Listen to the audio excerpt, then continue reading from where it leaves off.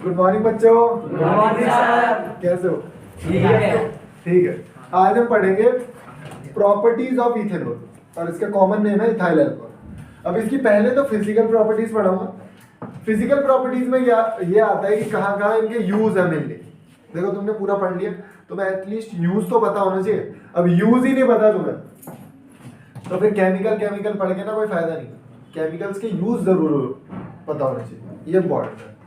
तो पहला देखो, जो इथेनॉल है ना, जो पीने वाली होती है ना, जो पीने वाली वाइन, बियर, यही सारी है, स्कॉच, वही है। लेकिन उसमें अलग अलग परसेंटेज होती है। जैसे बियर है, उसमें 2 से 5%, 8% तक होगी मैक्सिमम, ठीक है, इसीलिए उसमें पानी वानी नहीं मिलाते। लेकिन जो दूसरा होता है वाइन वगैरह होती है, उसमें पानी वगैरह मिलाते हैं। क्यों? क्योंकि उसमें 53, 48% इस तरीके से अलग अलग परसेंटेज पे होती है। प्योर अल्कोहल नहीं पिया जाता, प्योर जो होता है वो नहीं पिया जाता। कई बार क्या होता है, तुमने सुना हो कि दारू के नशे से इतने लोग मर गए, कच्ची दारू पी के लोग इतने लोग मर गए, ठीक है, या फिर इस ठेके से शराब ली इतने लोग मर गए। तो मरते पता क्यों है भाई? इसे पीने से कोई नहीं मरेगा, इसे पीने से नहीं मरोगे। अगर इसका फॉर्मूला लिखूं C2H5O, इसे पीने से आप नहीं मरोगे, मरोगे आप पीने से CH3OH। यह है मीथेनॉल। यह क्या है? मीथेनॉल। कई बार ये होता है, ज्यादा प्रॉफिट कमाने के चक्कर में ना, जो शराब के वो होते हैं व्यापारी, जो होते हैं बनाते हैं, जो मैन्युफैक्चरर, वो भाई मीथेनॉल बना देते हैं। छोड़ना, मीथेनॉल बना के भाई, तो उन्हें तो सप्लाई करनी होती है, उन्हें क्या लेना देना। मीथेनॉल बना लेते हैं, और मीथेनॉल जो कि पॉइजनस है। मीथेनॉल क्या है? पॉइजनस है, जिसकी वजह से लोग मर जाते हैं, ठीक है। दूसरा जो टेस्ट होता है उसका बर्निंग टेस्ट होता है, मतलब गले में थोड़ा सा लगता है। जैसे कफ सिरप पीते हैं ना, बिल्कुल अजीब सा नहीं लगता कफ सिरप पीते हैं, बिल्कुल वैसे ही टेस्ट होता है लगभग। बॉइलिंग पॉइंट जो है वो इसका 78 डिग्री सेल्सियस। बॉइलिंग पॉइंट कितना है भाई इसका? 78। यहाँ पे क्या समझना है तुम्हें कि बॉइलिंग पॉइंट 78 का मतलब ये है कि मान लो, अब ये यूज बता रहा हूँ इसका, एक कहानी सुनाऊंगा जिसके जरिए तुम्हें समझाऊं कि अगर दो दोस्त हो तुम दोनों, रोहन ने बोला कि रोहन और ये दोनों बैठे हैं, इनको पीनी है, और गलती से क्या किया, आशीष ने उसमें पानी मिला दिया, पैक बना दिए दो। अब रोहन कह रहा है मुझे तो बिना पानी वाला पीना। अब दिक्कत हो गई, और कुछ भी नहीं है, खत्म हो चुकी है, सब कुछ खत्म है, सब कुछ दुनिया में, बस वही था पैक जो था, ठीक है। अब इसने बोला कि नहीं भाई मुझे तो वैसा ही पीना। अब ये क्या करेगा, ये इसने बहुत सारा साइंस पढ़ लिया, तो ये दिमाग लगाया कि यार इसका बॉइलिंग पॉइंट जो है ना कम होता है। इसका बॉइलिंग पॉइंट क्या है? कम होता है। और मैंने जो पानी मिलाया उसका बॉइलिंग पॉइंट 100 है। तो अगर मैं उस गिलास को गर्म करूंगा, और उसमें एक पाइप लगा देता हूं ऐसे, तो मैंने क्या किया, ये क्या है? अल्कोहल C2H5OH प्लस पानी का मिक्सचर है। इसको तुमने गर्म कर दो, इसको गर्म कर दो भाई 90 डिग्री तक, 90 डिग्री तक गर्म कर दो। अब देख, जब 90 तक गर्म करेगा तो पानी तो भाप में नहीं बदलेगा, कौन बदलेगा? अल्कोहल बदल जाएगी। भाप में बदलने के बाद ये ठंडी होके इस वाले कप में तेरे गिर जाएगी। तो ये जो गिरेगी वो क्या होगी? अल्कोहल। पानी पानी यहीं पे रह जाएगा। हो गया तेरा जुगाड़ है ना? बस उसके बाद फ्रीजिंग पॉइंट, यार ये मजेदार चीज है। फ्रीजिंग पॉइंट इसका बहुत कम है, इसके भी यूज है। तुमने देखा होगा ना, फ्रीजर में रखी हुई है बियर की बोतल, और पानी की बोतल रख दो तो जम जाएगी, वो भी डीप फ्रीजर में रखी हुई है। एक्चुअली ये पूरा एग्जैक्ट नहीं है, थोड़ा बहुत फ्लक्चुएशंस है, थोड़ा चेंज होता है, लेकिन ये नहीं कि 100 पहुंच जाएगा, 78 से 75 हो जाएगा, डिपेंड करता है प्रेशर वगैरह, 80 हो जाएगा ज्यादा ये तो, लेकिन +-2 लगा के चलो, ऐसा नहीं है एग्जैक्ट ही है बिल्कुल, ठीक है। अब फ्रीजिंग पॉइंट का समझाता हूँ कि फ्रीजिंग पॉइंट बहुत कम है भाई, इतने -114 पे जाके वो जमेगा। किसी किसी का थोड़ा सा अलग भी होता है, लेकिन होता माइनस में। तो इसे समझने के लिए मैं तुम्हें बताता हूँ इसका यूज क्या है। कई बार क्या होता है कि तुम्हें पता है कि 0 डिग्री पे पानी हमारा जम जाता है। बहुत सारे, अभी बताऊंगा, थर्मामीटर भी होते हैं, बहुत सारे थर्मामीटर होते हैं, अल्कोहल के थर्मामीटर, क्योंकि उनपे मरकरी वगैरह फ्रीज हो जाता है। बहुत रशिया की ठंडा -60 डिग्री है, तो मरकरी भी इफेक्ट नहीं करेगा, तो हमारे कौन से अल्कोहल वाले टेम्परेचर थर्मामीटर्स जो होते हैं ना वो काम करते हैं वहां पे। उसके बाद जब ठंडियों में हमने देखा, विंटर्स में क्या होता है, जब बाइक स्टार्ट करते हैं तो घै घै करती है, स्टार्ट नहीं होती ना, फिर तुम चौक करते हो, फिर ज्यादा फ्यूल जाता है तो जाके स्टार्ट होती है गाड़ी। तो होता क्या है, जो कैस्ट्रॉल का ऑयल डाला हुआ है, जो तुमने तेल डाला हुआ है उसमें इंजन ऑयल है, वो गाढ़ा हो जाता है, बहुत ज्यादा थिक हो जाता है। थिक होने के कारण वो क्या है, जमा होता है। और ठंडे इलाकों में जहां पे बिल्कुल ही भीषण बर्फ पड़ रही है वहां तो वो बिल्कुल ही फ्रीज हो जाता है। तो वहां पे कैस्ट्रॉल पेस्ट्रोल काम नहीं करते, लेकिन इंजन को ठंडा रखने के लिए कुछ तो डालना पड़ेगा। अभी पानी डाल दिया तो वो बिल्कुल ही फ्रीज हो जाएगा। तो क्या किया जाता है, अल्कोहल को मिक्स करके एक अलग तरीके का लुब्रिकेंट बनाया जाता है।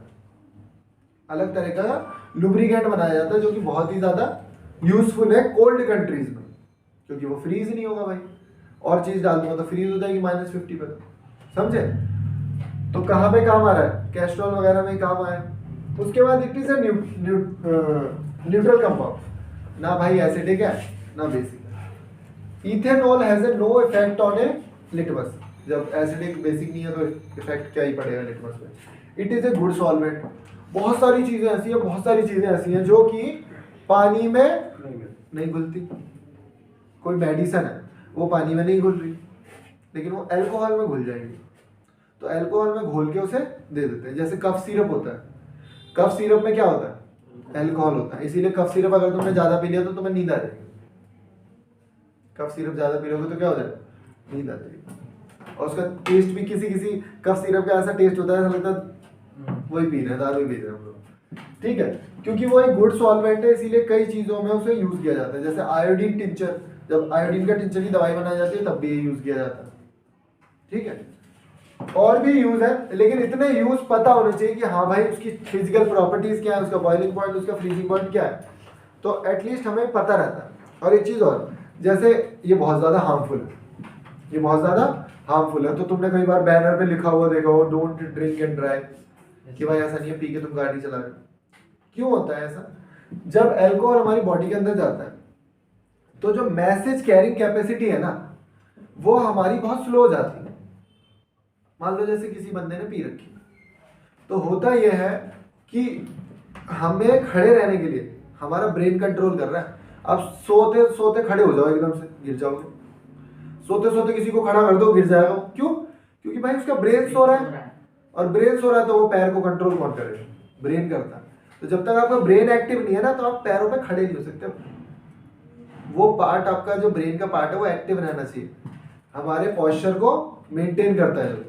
अब हुआ ये कि मैसेज पहुंच ही नहीं रहा ब्रेन तक कि एक पैर पे खड़े होना है, इधर खड़े होना है, हिलते तो रहती है बॉडी। तो मैसेज पहुंचेगा जब ही तो ब्रेन बताएगा कैसे खड़े होना। तो मैसेज बहुत लेट पहुंचता है, इसीलिए वो लोग झूलते रहते हैं थोड़ा। और कई बार ऐसा होता है, तुम लोग गाड़ी चला रहे हो, कोई कुत्ता बिल्ली आ गया, कोई आदमी आ गया, तो तुम्हें दिख तो गया, आंखों ने तो देख लिया, लेकिन आंखें ब्रेन के पास मैसेज पहुंचाएंगी, और जब ब्रेन बोलेगा पैरों को कि ब्रेक लगाओ, जब ही तो गाड़ी रुकेगी। अब हुआ ये कि ब्रेन का प्रोसेसर पूरा स्लो पड़ा। जब तक वो मैसेज पहुंचेगा, जब तक पैरों को पहुंचेगा, जब तक तो बंदा उड़ चुका होगा। थोड़ी देर बाद बताएगा भाई ये तो उड़ा दिया। इसीलिए बोलते हैं कि डोंट ड्रिंक एंड ड्राइव। ठीक है, कई दारू ऐसी होती है महंगी वाली, उसमें क्या होता है बड़ी देर बाद चढ़ती है, 2 घंटे बाद चढ़ेगी भाई। तो मतलब अपना घर बार पहुंच जाए तब उसको चढ़ रही है, घर पहुंच जाए मतलब गाड़ी, ये भी होता है। लेकिन ये बहुत ही ज्यादा जरूरी है कि ड्रिंक एंड ड्राइव गलत है, इसीलिए पुलिस वाले चालान भी काट देते हैं, समझे। तो ये बेसिक चीजें थी फिजिकल प्रॉपर्टीज। अब बताऊंगा केमिकल प्रॉपर्टीज। ठीक है, किसकी, इथेनॉल। अब हमें पढ़नी है chemical properties of ethanol. Chemical properties of ethanol. तो केमिकल प्रॉपर्टीज में क्या है, पहले तो मैंने C2H5 इथेनॉल लिया, इसको मैंने सोडियम के साथ रिएक्ट किया। देखो बैलेंस कर लेंगे बाद में आराम से, मतलब नॉर्मल टेम्परेचर पे ही हो जाता है, ऐसा नहीं कुछ गर्म करने की जरूरत पड़ेगी इसको।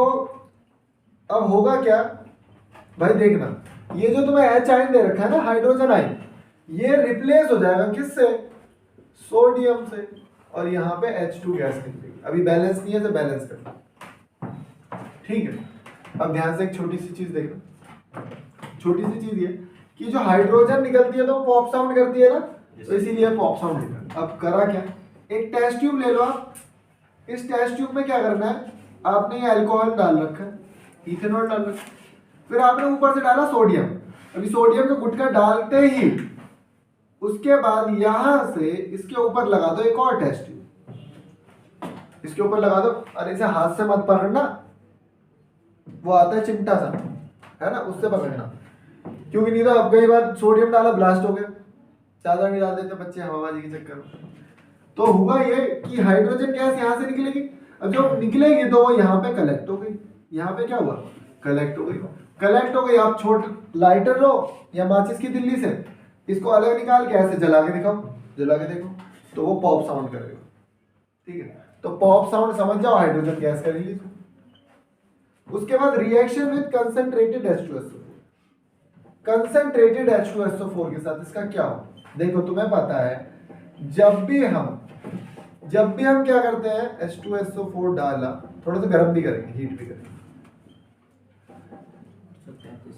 तो तुम बताओ मुझे